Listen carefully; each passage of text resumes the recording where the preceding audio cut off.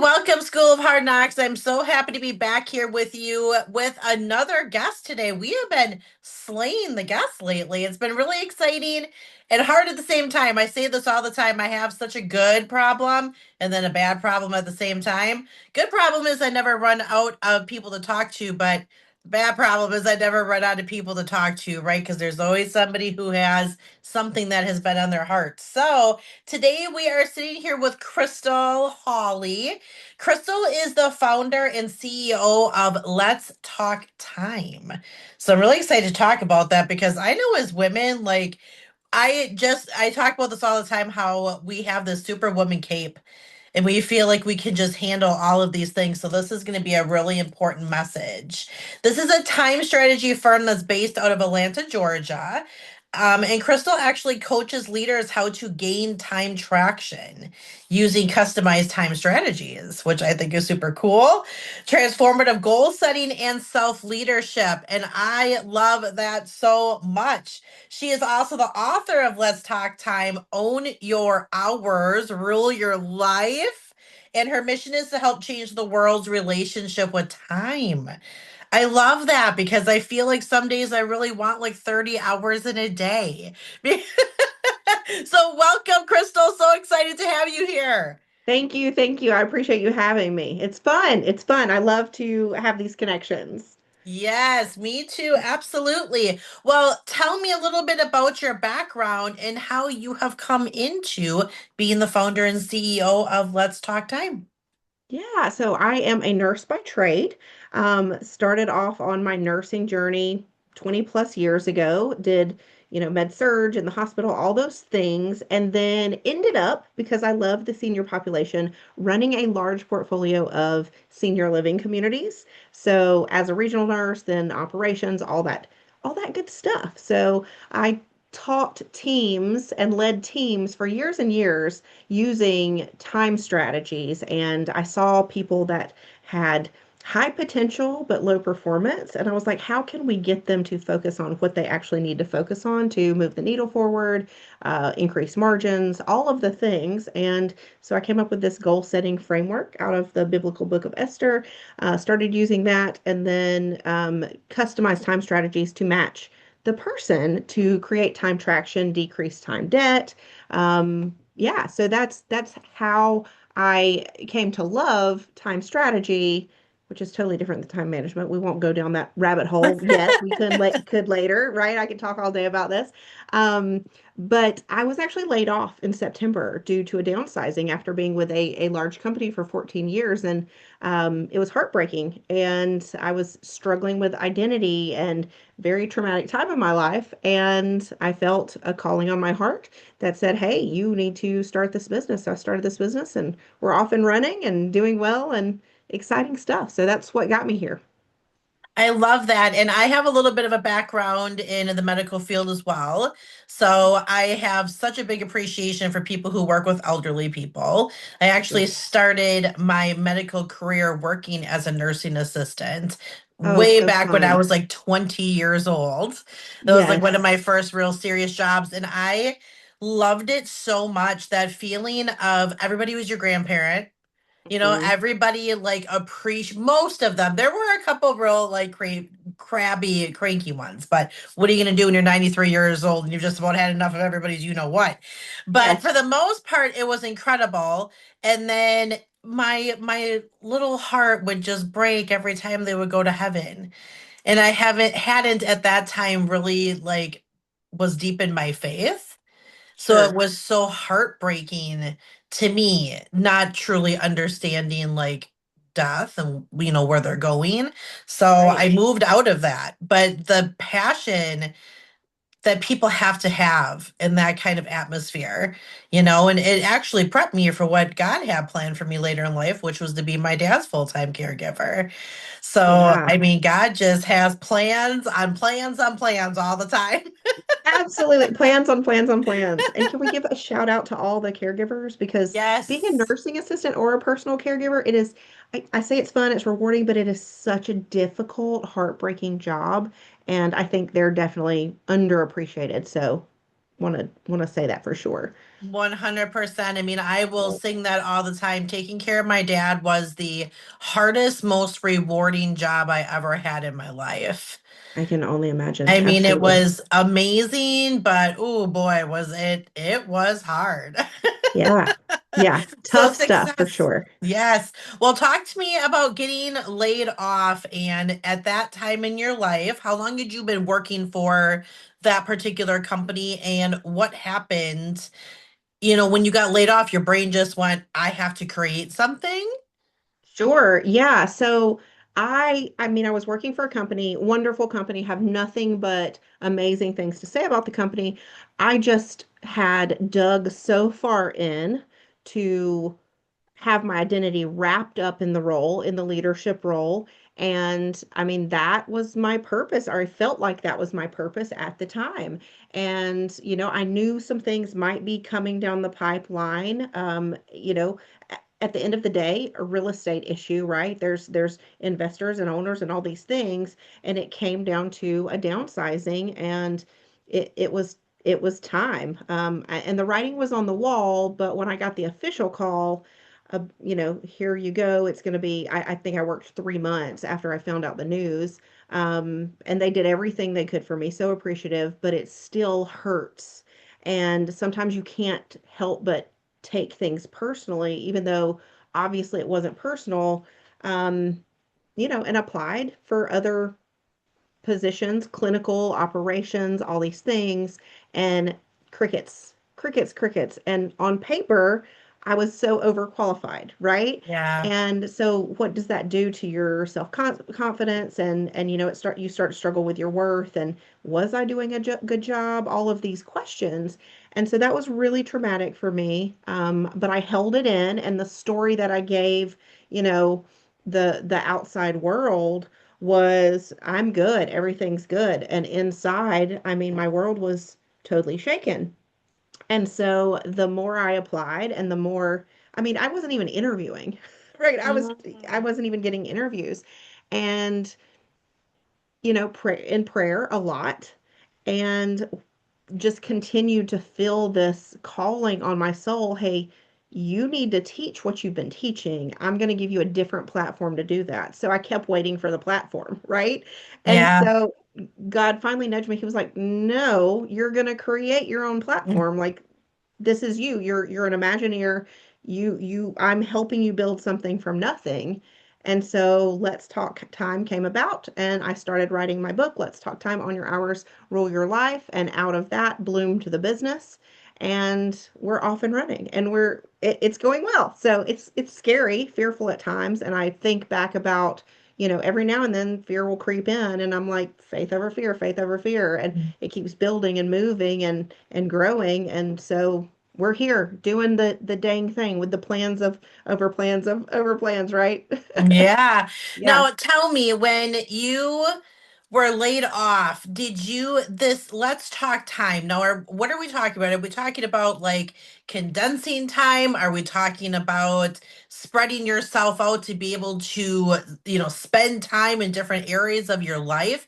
Because I'm thinking, for me, I've worked so hard my whole entire life. And when my right. dad came home, I was forced to have to slow down to a certain degree. But then it kind of opened me up to see how important time management is. Because where Sure, I thought that I was excelling in so many places in my life, I was actually failing, not being there for my grandchildren the way I wanted to be, or for my daughter, or for my partner, even because I was sure. putting all of this other energy into other things. So, talk to me a little bit about that. Yeah, so a couple of key points, and that you're right on track about. Time is energy, right? Time is currency, time is energy, time is has to be directed, right? And so one of the things that I'm really big on is time management. If you think about high school, middle school, college, whatever, right? Those institutional learning atmospheres, you're not taught how to manage time. You're not Hmm. taught how to goal set. You're talked to about you're talked at, right? What are your plans? What are your goals? What are you going to do next, right? So we're not fundamentally taught those things. And so when I think about time management, my perception of that is everybody's managing their time. We may just not be doing it well. We may perceive we're doing it well. And it all comes with the foundation of you're in this relationship. So if I were to say the name of an ex-boyfriend, ex-girlfriend, ex-partner, whatever, you might have some feelings arise in your gut about that, right? Hmm. Hmm. Sometimes it's visceral, right? Because Yeah. it possibly was a toxic relationship. And we're in the same type of relationship with time. It could be toxic. It could be very, very healthy. Most of the time, it's not. Sometimes we're right in the middle. And so, my goal with my time strategy firm is number one, identify whatever leader I'm working with or person I'm working with, because I work with individuals, but I also work with businesses and organizations. Number one, what is their foundational relationship with time? How do they perceive? How do they feel about time? Is it toxic? Is it healthy? Where are we at on a scale, right? 1 to 10. And then how can we move from a toxic relationship with time to a healthier relationship with time, just like you would do premarital counseling, those types of things. You and time have to be wearing the same color jersey. We've got to be working together, and we also have to allow space for time to work for us. And so, in my time strategy firm, when I'm doing these audits and scales about how people feel about time, we also talk about time traction. And the way you create time traction is put your energy toward your needle movers. Put your energy what is going towards what's going to make the biggest difference fastest. So, you may talk to someone success, or I may speak with someone who is very successful, but at the end of the day, they feel burnout because all of their energy is gone to what we're programmed as successful, meaning busy, working hard, grinding, hustle culture, those types of things.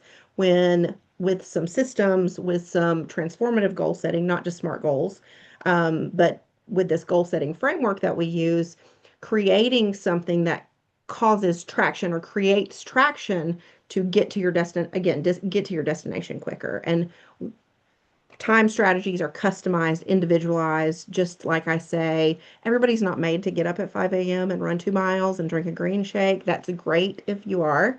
I'm not that person, because people's energy levels ebb and flow with different stages of their day, right? We always kind of hear, oh, well, after lunch, people's energy decreases. Well, not for everybody, right? So Hmm. all your time strategies have to be customized and individualized. Same thing with goal setting. Some people are still kind of stuck on that SMART goal framework, Hmm. right? That's literally only to validate if the goal is SMART. That is not the strategy and execution. And that strategy and execution is a direct indicator or a direct result of where you put your time and energy to, right? And then also self leadership. If you can lead teams all day, but if you can't behind the scenes know when to step back, know when to kind of relieve yourself from pressure. Hey, it's time for me to delegate. It's time for me to lead myself towards this direction. It's time for me to lead myself toward rest. Then you're not really creating any traction. You're just creating teams that have traction, and then you're left worn out, I right? love so much that we're having this conversation about time management because I know for me, time management is something that I truly struggled with for the majority of my entire life. And it Yeah, wasn't that I didn't want time. It was like you're saying, I didn't know and understand where to appropriately put my time, where to right. appropriately, like you said, go to the income producing activities that are actually going to Sure. produce, what you need Right. versus I need to clean the desk off and I need to organize the pens and I need to put the post-it notes here and color code Right. this. And it's like, Yes. ma'am, that is all really great stuff to do, but But it it's doesn't pay the not right bills. now. Right, right, right. It doesn't move your margin. And that does take me back to, listen, got off track. But when I'm talking about time management, that should be a basic life skill that we're not taught, right? But again, we're managing our time. It just may not be well. And that's why I use the terminology time strategy. Time management, if you're I fully believe if you're a functioning adult, have a job, pay your bills, considerably healthy, you're managing your time. But time strategy is intentionally directing it to those either revenue producing activities, right? Or the things that you want most right now. So it could be spending more time with your grandchildren. It could be planning your trip to Europe. It could be, working for a nonprofit. It's intentionally directing your time, which is a major difference in just kind of Mhm. managing it, right? So hopefully that was a good explanation of what we do. No, and it definitely makes sense too, because there is such a distinct difference between managing it and then the actual strategy of it. So, Right. if you were to think back, you've already, before you started your own business, you've already been helping people with this. But was there a time in your life that you were, besides being laid off, that you were forced to kind of slow down and really look at, geez, maybe I need to spend more time in this area. Maybe I need to connect more here versus this. Sure. Yeah. I mean, I can, just like we all can, look back over the history of our life, and there's monumental moments that kind of change your perception with big things, right? And so the first thing that comes to mind with me is in 2018, I was diagnosed with leiomyosarcoma, stage 3 leiomyosarcoma. And so at the time, healthy adult, thought I was a healthy adult. I didn't work out every day, but I walked briskly 2 or 3 times a week, took care of myself. I had 4 children I mean, I still have 4 children, but they were different ages. So at that time, I had a newborn, a elementary school child, a middle school child, and a child in high school. And so I was spread pretty thin, and I kept having severe abdominal pain. I won't go into all the details, but ended up at my GYN office, and they said, okay, we think it's time for you to have a hysterectomy. And, struggled with that a little bit. I was still, in early 30s, and I was like, I thought I could, push another child out. But there were other plans, right? And so ended up going in for a hysterectomy. And 14 days later, I was called. It was on Valentine's Day, 2018. I actually had my hysterectomy um, New Year's Eve, 2017, and then Valentine's Day, 2018, I was called from the Bahamas. So my GYN was in the Bahamas, and he said, "Hey, Chrystal, I've got your pathology reports back. I need you to sit down." And long story short, he gave me the news of my diagnosis. He said, "You're looking at 18 months of chemo and radiation. Are you with someone? Can they help you through this? I need you to go for a stat CT scan." All of those things. And at that moment, my life twisted out of normalcy, or typical, right? And it was within that week, that first week, that I approached things a lot differently. But I knew at that point that time was not guaranteed for me.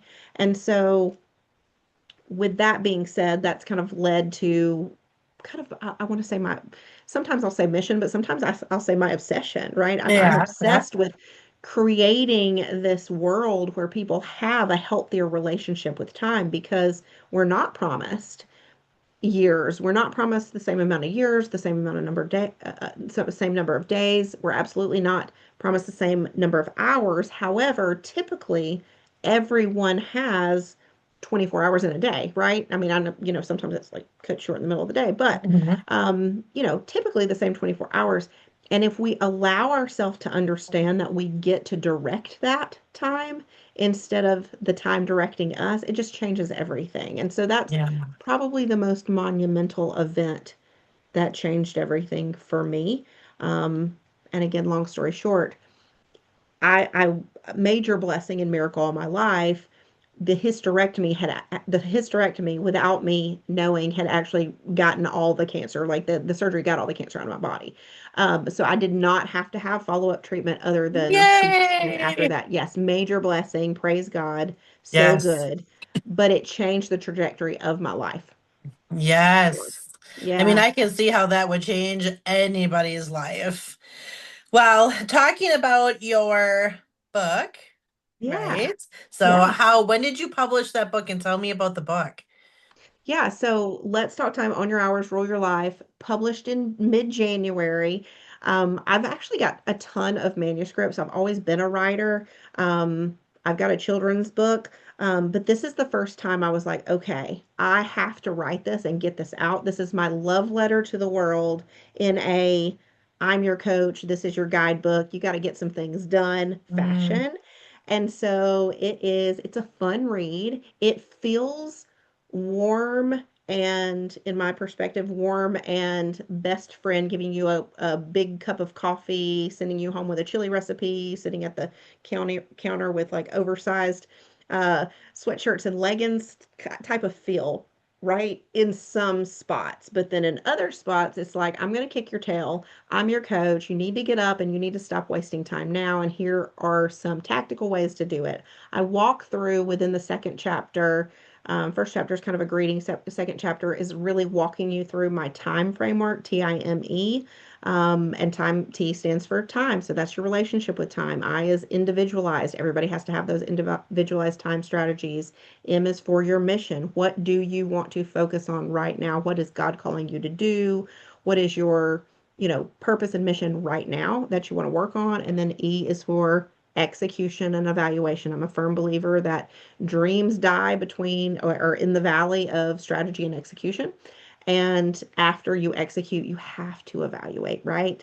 And then I kind of start talking about what I don't love about SMART goals, my goal setting framework. And in the back of the book, which I really love and I'm really proud of, there's a 30-day time and energy audit.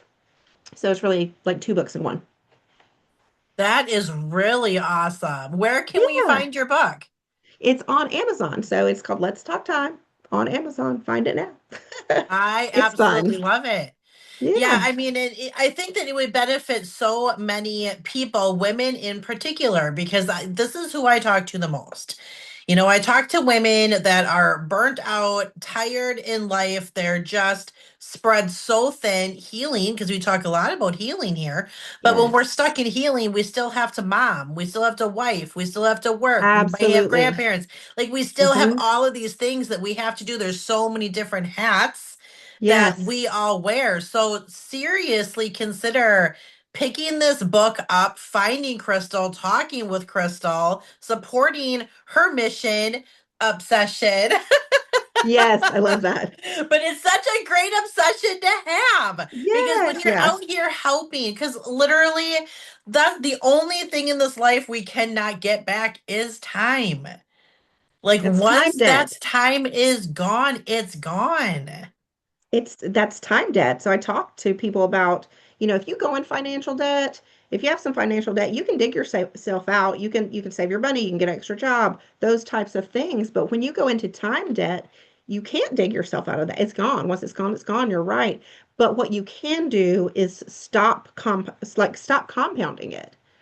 Like you can change your life today. And that's what I love so much about a time audit. You look at, 24 hours, you can change what you do the next day. You look at 3 days, you can change what you do the next 3 days. Look at 7 days, you change your week, right? So yeah, it's huge. And one of the other things I love about the book, I don't just address corporate time and systems. I also address time with friends, Mm. time with God, time for fun. Sometimes there's time for fun, but then if your fun interrupts your normal success cycle, then it may not be the right type of fun. So we also talk about toxic cycles in friendship and when it's time to set boundaries and or cut off, right? So it's it's a really good women's book. I mean, again, I feel like it was definitely divinely inspired. And so I don't want to take all the credit. I'm excited and proud of myself for sitting down and being used as a vessel to get it out on paper. But all this message was not directly from me for sure.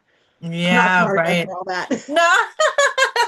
Well, take some credit, friend, because I can tell. I mean, everything you're saying are things that I've already went through in Yeah. my rediscovery of who my identity is, right? Yes. Because my identity had to change when my dad was initially injured. So my dad was shot at work.